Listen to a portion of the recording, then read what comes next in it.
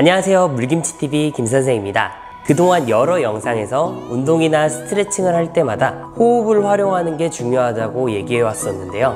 이번 영상에서는 모든 운동의 시작, 특히 코어 운동의 핵심이라고 할 수 있는 횡격막 호흡에 대해서 알려드리려고 합니다. 우리가 억지로 숨을 쉬려고 하지 않아도 자동적으로 호흡을 계속하고 있잖아요. 그런 기본적인 호흡을 만들어내는 곳이 횡격막이라고 볼 수 있습니다.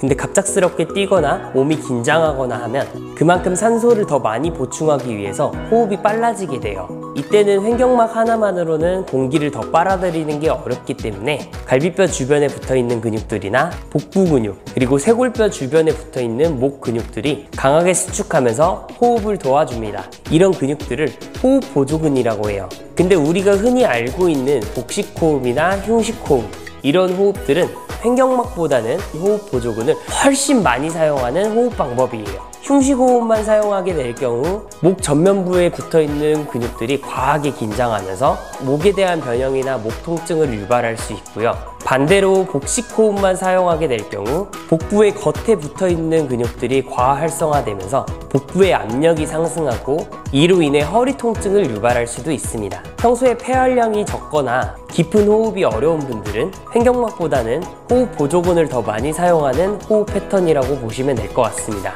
어쨌든 너무 과하게 호흡 보조근을 사용하지 않으려면 그만큼 횡격막 호흡이 적절하게 유지되어야 해요. 근데 이런 횡격막이 우리가 알고 있는 코어 근육에 해당된다는 사실 알고 계셨나요? 코어 근육은 배부터 허리까지 전체적으로 감싸주고 있는 복행근, 그리고 허리 뒤쪽을 지지하고 있는 심부 기립근, 골반의 아랫부분을 지지하고 있는 골반 바닥근, 그리고 마지막으로 코어 근육의 뚜껑 역할을 하고 있는 횡격막, 이 네 가지 근육으로 이루어져 있어요. 이 근육들을 적절하게 잘 사용할 수 있으면 몸의 중심을 안정화시킬 수 있는데, 뚜껑 역할을 하는 횡격막을 잘 사용하지 못한다면 아무리 코어 근육을 수축하려고 해도 힘이 다 빠져나가게 돼요. 그래서 횡격막의 역할이 굉장히 중요합니다. 어차피 횡격막도 코어 근육에 해당되기 때문에 이번 영상에서는 횡격막뿐만 아니라 전반적인 코어 근육이 활성화될 수 있는 호흡 방법을 알려드릴 거예요. 시작하기 전에 구독과 좋아요 부탁드리고, 이번에 알려드리는 호흡 운동을 잘 숙지하면 다른 어떤 운동에도 적용이 가능하니까 끝까지 시청해주세요.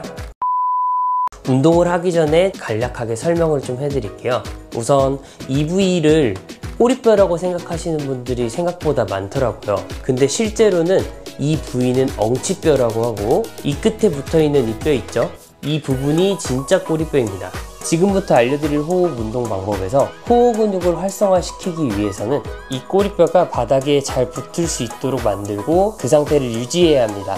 무릎을 이렇게 세우고 누워서 살짝 떠있는 꼬리뼈를 이렇게 붙여주세요. 허리를 억지로 들어서 꼬리뼈가 닿는 게 아니라 골반을 이렇게 굴려서 허리의 아치가 자연스럽게 만들어질 수 있도록 해주는 것이 중요합니다.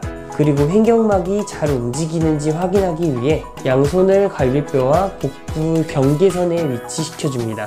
이렇게 살짝 대주고 본격적으로 호흡을 해주면 되는데, 이때 대변 소변을 참는 듯한 느낌의 힘을 주고 그 힘을 유지하려고 노력해야 해요. 그래야 코어를 제대로 활성화시킬 수 있습니다. 숨을 들이마실 때는 코로 들이마시고 내뱉을 때는 입으로 내뱉는데, 너무 강하게 호흡하면 호흡 보조근이 쓰일 수 있기 때문에 들이마실 때는 5초, 내뱉을 때는 7초 정도 시간을 유지하면서 호흡을 해야 합니다. 호흡을 하실 때 배가 볼록 튀어나오게끔 호흡하는 게 아니라 양쪽의 갈비뼈가 점점점 확장되면서 내 손을 밀어낼 수 있도록 호흡을 해주셔야 합니다.